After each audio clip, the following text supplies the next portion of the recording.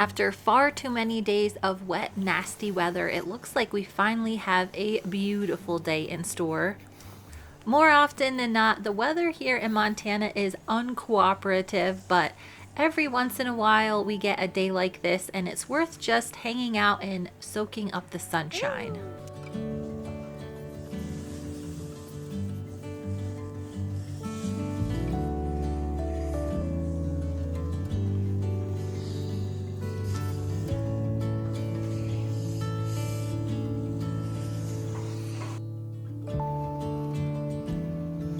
Cream.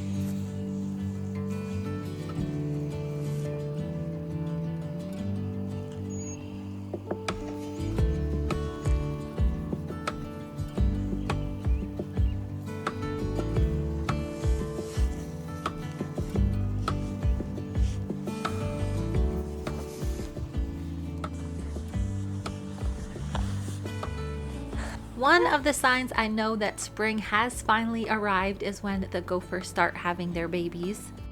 I don't have the heart to bring Huckleberry to the barn when I start seeing little babies like these. He'll be staying at home for the next week or so until these little guys have a chance to grow up and learn a little bit more about the world and how to stay safe.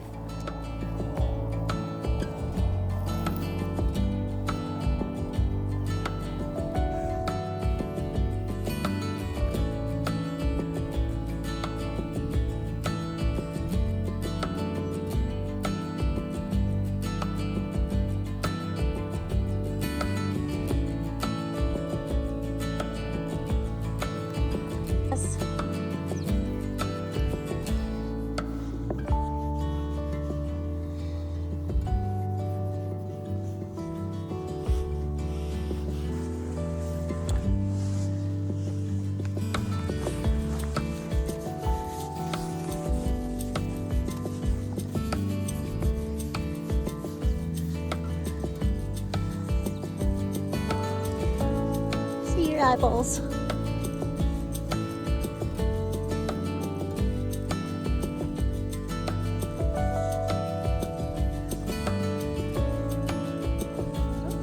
Hey buddy, I'll give you a scratching.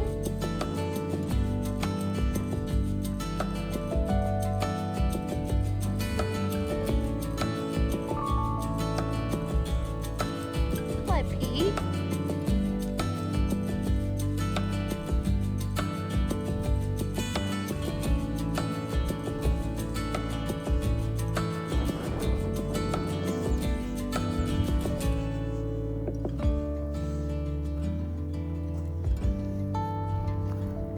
All right, Pedo.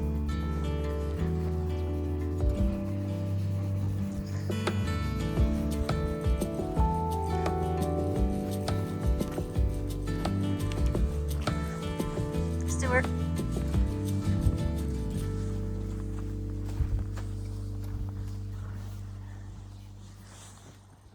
With all of the recent moisture, my house has turned into a little bit of a jungle outside, so I've spent all morning getting that cleaned up.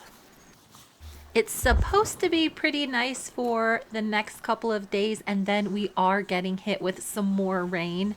Typically, Frisco would get turned out to graze a lot of the areas around the barn, but since he is having some trouble with a laminitis flare-up, he is not allowed to eat grass right now. Both Frisco and Studman's hoof troubles are beginning to see a little bit of an upward trend. Once the grass starts growing and I slowly complete all of my mandatory spring chores, I get the itch to get another horse. I live relatively close to one of the biggest auctions in the country, so it is super easy for me to pop over and get another horse like Ziggy or Pearl. Even though I don't buy as many horses as I used to because I do have so many permanent residents now, I do keep a very close eye on what is happening with the market. Sorry, boys. Whiplash and Little Gus were pretty upset to see that I was just out here checking on the grass and not going to let them out on the pasture. You guys know how much I love sleuthing on the internet, and I used to find it very interesting to watch the horses sell up here in Montana and then get dispersed all across the country. In the last couple of years, it's become really common to resell auction horses very quickly. Advertising horses at fake kill pens with the intent on shipping them to slaughter has become a huge business. It is a really effective way of emotionally blackmailing people into donating money or buying horses. They are the same kind of horses that I get from auction, but you can't see them beforehand, and typically they do try and cover up some big issues that the horses may have. I've been wanting to do a video on it for a while now, so I've been keeping a closer eye on some of the bigger kill pens and ones that have started popping up over the last year or so. Typically, I can look at those pages without getting too drawn to any of the horses. I've been doing this long enough that I know I just cannot save every single horse that I see. This morning, however, I did stumble upon one horse that was very far away, and for some reason I just couldn't get him out of my head. The kill pen that he was at was one of the more reputable ones that I have seen. They do a better job at evaluating the horses and showing pretty much everything they can.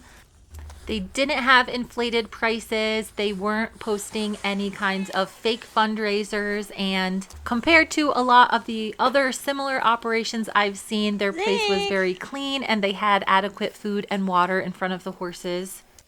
Anytime I see someone on the internet, quote unquote, rescue a kill pen horse for thousands of dollars, it always gets me a little bit annoyed. The horse that I saw this morning was about the same price I paid for Ziggy at the auction. He looked like a pretty nice horse. I watched all of the videos that they had and then I didn't think too much more of it. After lunch, I somehow ended up seeing this horse again online.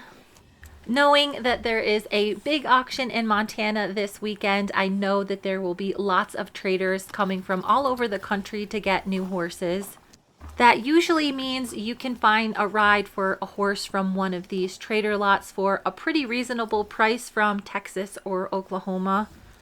When I bought Stewie from an auction in Texas, he was quarantined down there for 30 days and then I did have him shipped up by my hauler that I use all the time. It was around $1,500 for the 20-hour trip, which was several years ago. Of course, riding in a cramped trailer with a trader is a lot different, but they were charging around $500 for the trip. I was extremely tempted to just pay for the horse and have it shipped up to Montana. I didn't have a whole lot of time to decide, and in the end I decided that I really don't need another horse, even though the one I was looking at I think would have made a perfect buddy for Ziggy. I stewed on my decision for a few hours while I was mowing my lawn again and decided that it's probably for the best. When I go to the horse auction, I'm able to see them with my own eyeballs, and there's a lot of things that I can learn from actually seeing the horse in person. I did buy Ziggy sight unseen, although I had seen a few videos and I did know someone that saw him in real life. I was really happy when he showed up with no major injuries or flaws, but that is not always the case. Before I bought Scarlet, I actually had not seen her before she came in the ring, and she did come with quite a few little problems.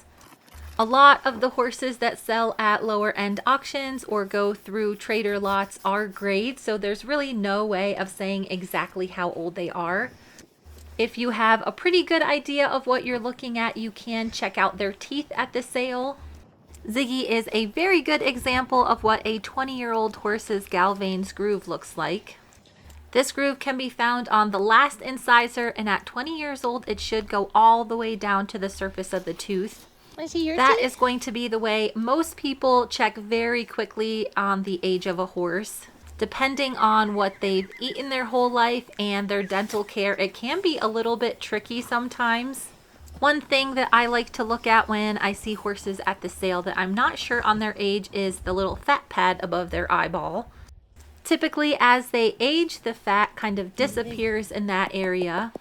When I went back and looked at some of the pictures and videos on the horse I saw online, it seemed like he was probably closer to 20 than the age they were saying.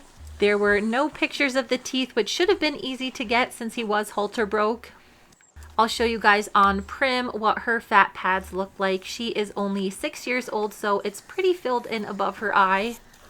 Frisco, on the other hand, being 30 years old, has hardly any fat left in this area. It's a little bit tricky to see on camera, so I'll swing around and show you guys from this view.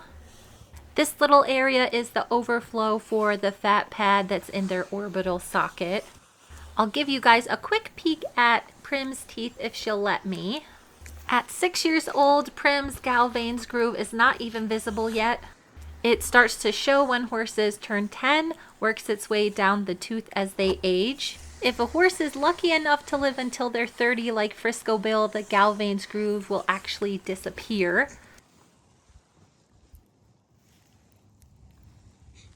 Prim. Unfortunately, there's all kinds of tricks of the trade that people use to make a horse's teeth look younger than they actually are. So it's really good to have as much knowledge as possible when you're looking at auction horses or just horses to buy in general that you may not know the actual age on. Just in the last couple of hours, I've become unreasonably attached to a horse that I've never met and don't even know. It's nice to be able to get out in the sunshine and spend some time with the horses that I have saved.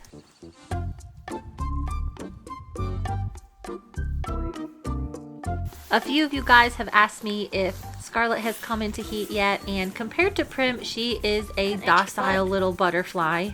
Really, the only way I can tell she's in heat is she just likes to back up against the fence and get her butt scratched. Unlike Prim, who gets very sassy and vocal, this girl gets much more snuggly and sweet.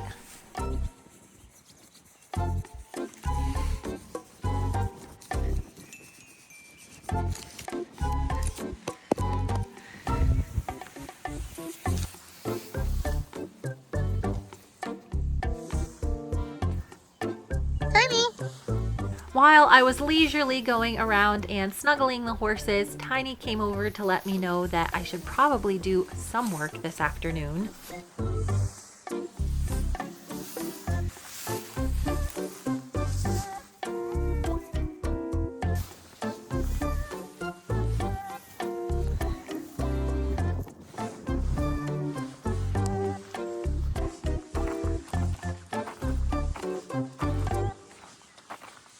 Buddy.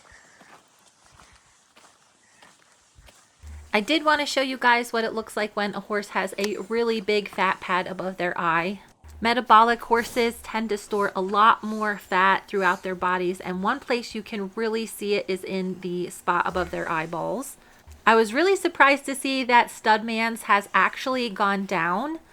He's been on a much stricter Goosey. metabolic diet since he hurt his foot, and I think it's definitely starting to pay off. Goose is another one who has quite a large fat pad above his eyeball. Gussie. Gus is not that old, so his basically looks pretty normal. Now that I'm thinking of it, I'm going to have to go back and see what Pearl's looked like at the sale.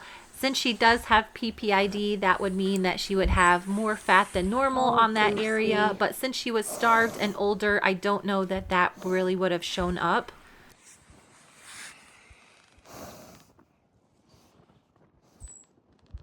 Goose was really not wanting me to touch him today, which is too bad because he does have relatively young looking teeth for his age. I have noticed in the past that horses that are on a forage-based diet with no sweet feed or crazy supplements usually have much better teeth. When I got Goose from the auction, he was quite plump, so he has never gotten any special food besides regular hay and a ration balancer. That could be why his teeth look so young.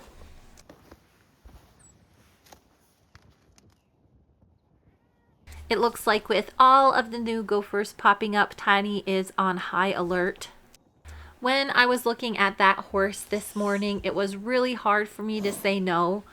The way everything was lining up, I could have paid for the horse and had it at my barn in less than 24 hours, which is kind of crazy with the horse being 1,500 miles away. I consider myself to be pretty savvy about the whole kill pen trader situation. And even after I made the decision not to buy the horse, I was feeling terrible about what might happen to him, even though I know the chances of him getting shipped to slaughter are actually very slim. Zig. The amount of abuse and neglect I see sometimes weighs really heavy on my mind. At this point in time, I am pretty much maxed out on the number of horses that I want to have. While I could squeeze another 1 or 2 into my routine, I kind of would like to have just a little bit of a break. With so many horses getting older, I've been wanting to spend a lot more time with them because they, of course, are not going to be around forever. Hey, little buddy. I've actually been spending a lot more time with Nigel lately, even though he doesn't really appreciate it. I'm not sure if he comes over to say hello because he wants to or if he wants snacks. Hey, Nigel. Whoa, surprise. I was planning on giving this little dude his full makeover today, but I think I need some more time for my brain to think through the decision I made earlier today. Come here, little buddy.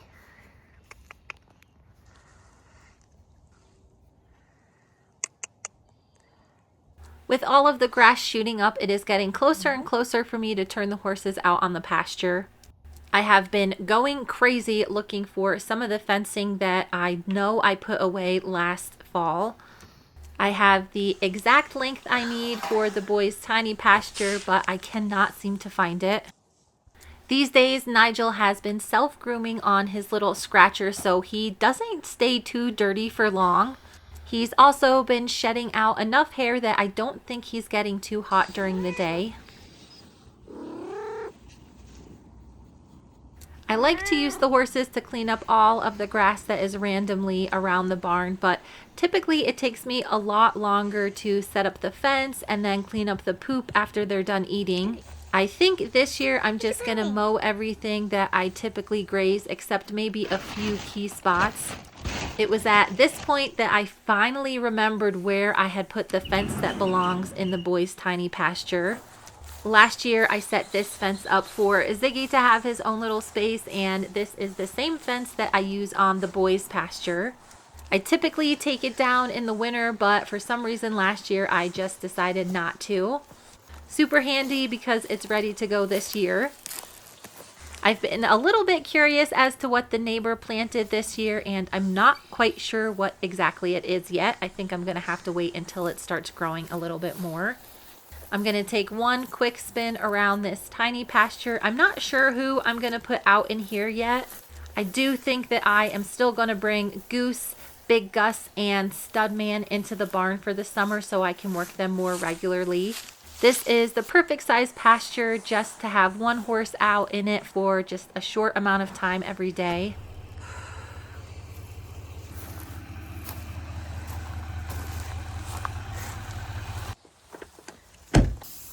With my mind still focused far too much on the horse in Texas that I'm not getting, I did decide to go home and grab the lawnmower so I could get things tidied up around here.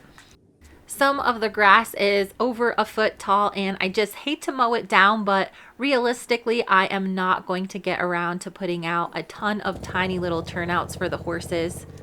To mitigate the risk of fires, all the grass that is not being grazed typically does need to get mowed.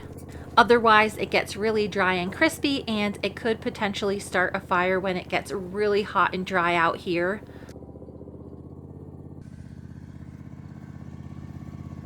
Kind of interesting to see that Scarlet was not afraid at all of the mower. I trimmed a little bit of the grass into their pen so they could snack on it. It is worth mentioning that grass clippings can be extremely dangerous to feed to horses. They can gobble it up much more quickly than they do when they graze on their own, and if it's sitting for any length of time, it can cause a significant amount of risk for colic. It's around 6:30 and I'm hoping to get most of the mowing done this evening. Since Scarlet and Ziggy will be going in this smaller pasture, I am going to mow around the fence so they have an easier time telling where it is. I've still got a little bit of work to do before I turn all of the horses out on the big pasture, and I found this random piece of barbed wire. I think this is from an old fence, and I'll probably come back out here and cut that off just so it doesn't get in the pasture again. As time goes by, I feel a little bit better about not buying another horse. There are literally thousands out there that I could save, but I really do want to focus this summer on the ones I already have.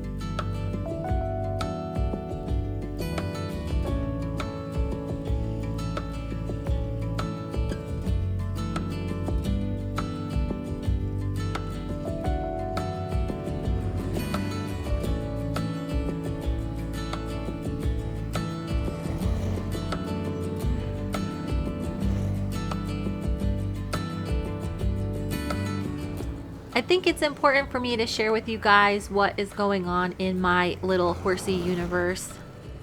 There is a lot of planning and sometimes a significant amount of mental torture on my part when I'm trying to decide the best course of action for me and all of my horses. I try really hard to set a good example for anyone that's wanting to rehab an at-risk horse. And more often than not, that means saying no to more horses, even though you really want to say yes.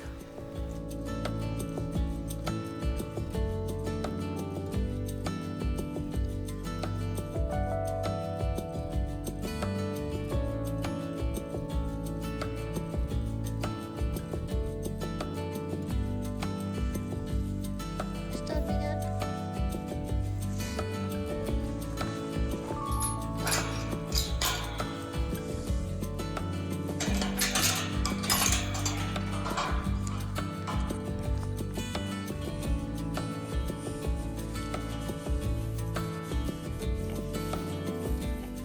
I ran out of light before I could get all of the grass taken care of today. I need to get Studman inside and doctored before the sun goes completely down for the evening. I'm really hoping this nice weather sticks around for a few more days.